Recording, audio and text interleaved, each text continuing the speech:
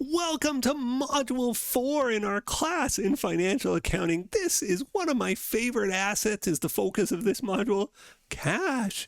Everybody likes cash. Everybody would love to have more cash.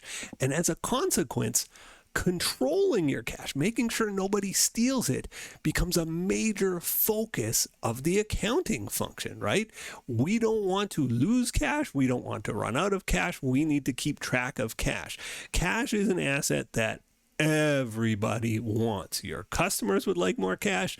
Your employees would like more cash. And yes, even your trustworthy, loved accountant would like more cash. So when you're operating a business, you need to be keeping very close watch on your cash. It is the most stealable asset. And so that's why companies work hard to control it.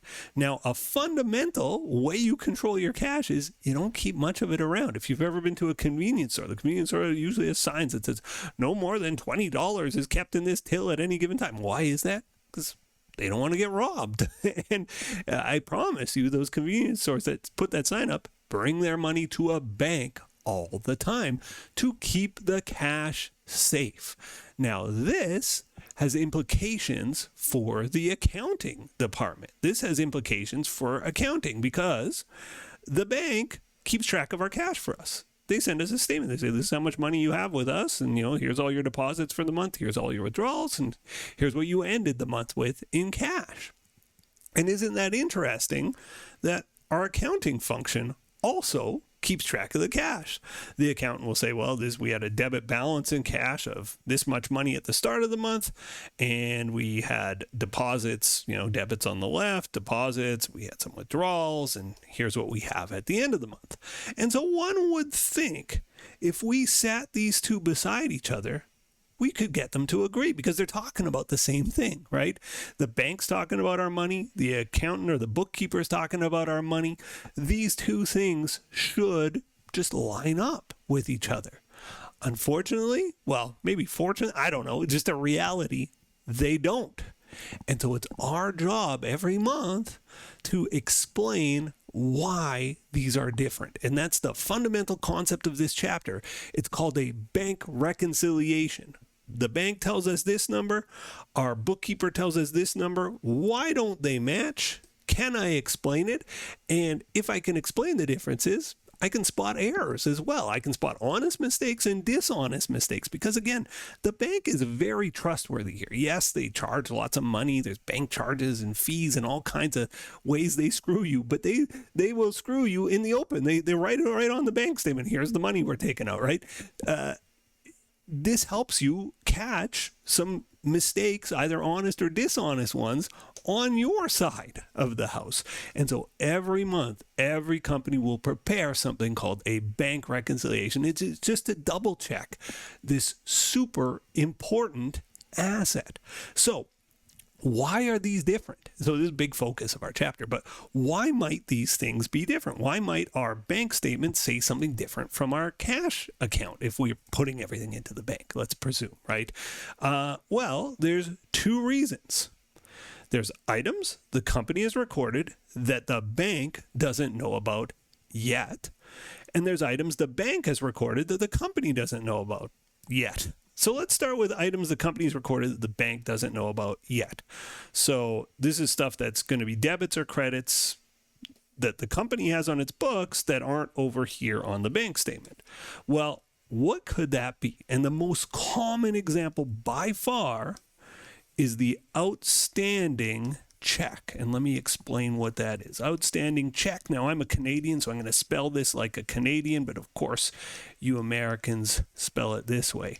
I don't know why. I don't like all the Canadian Europeanized spellings, but this one, I like ours better. I don't know why. The QUE, I just like it.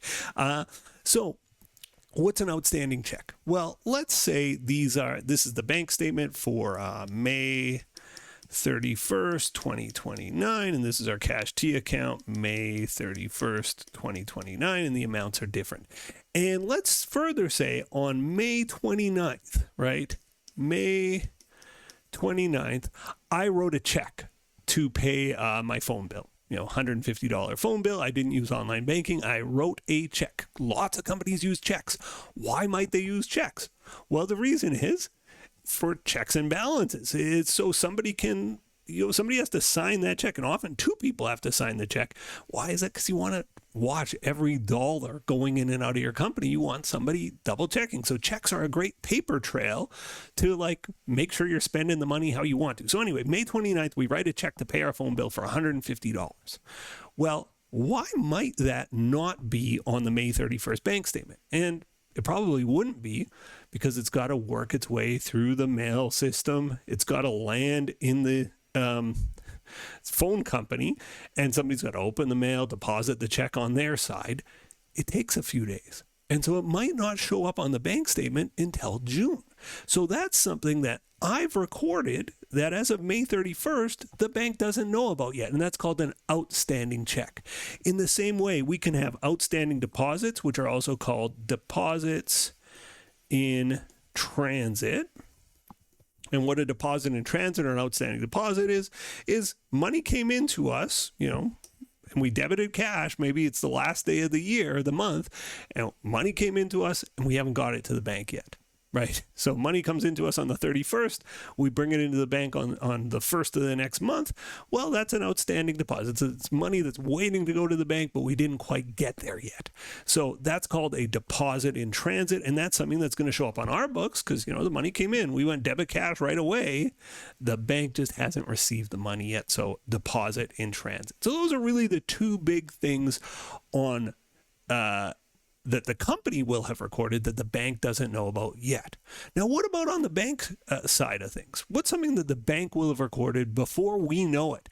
Well, there's two that annoy me. They annoy me equally. The first is every month I get an unpleasant surprise. Maybe you have a fixed fee banking, or maybe you're on free banking. My bank fees actually go up and down every month, and I never know what it is until I look at the bank statement and go, wow, I paid $6 for my bank fee this month. Why was that? So bank fees are things that show up on the bank statement that the bank knows about. So the bank will have taken some money out of my account. They'll have made a withdrawal. Somewhere in this withdrawals, it'll say bank fee, $7 or whatever the number is. And I won't have it in my books until I get the bank statement, right? I don't know what the bank fee is exactly going to be until I see the bank statement. Another thing the bank puts on my account statement that I just I don't know about, or I won't know about, and the bank will know first, is interest. They'll give me 4 cents of interest, like, thanks, bank. Really appreciate that 0.04 in my account. Well, there's interest revenue on our accounts. And again, interest revenue, and the bank will tell you how much interest you have before your bookkeeper certainly knows about it. So those are things that are on the bank side of the house that they know about before we know. But there's a few others. Sometimes if you have auto pay set up, like I have my mortgage auto paying out, and I have a variable rate mortgage, well, it goes up and down. I don't know exactly what I'm going to pay until the money shows up on the bank statement. The bank knows before I do. We call these EFTs, electronic fund transfers. And we can have EFTs going in, going out rather, withdrawals, and think something that you've got set up to auto pay. Maybe your phone bill isn't on. My phone bill's on an auto pay. And again, my phone bill is variable. Every month it's different. I don't know exactly what it's going to be. And then the bank says, oh, it cost you this much this month. You can have EFT deposits as well. Customers or clients or people you do business with can deposit money into your account. My YouTube money actually is an EFT deposit.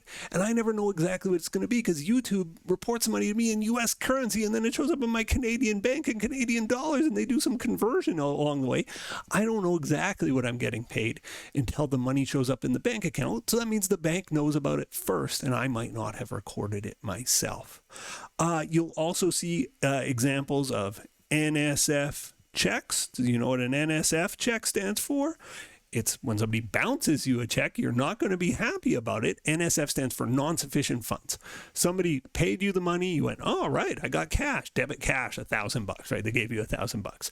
Then your bank goes, wait a minute, that check bounced. They'll know before you do that the check bounced, though. So NSF checks create issues where the bank knows the bad news before you know the bad news.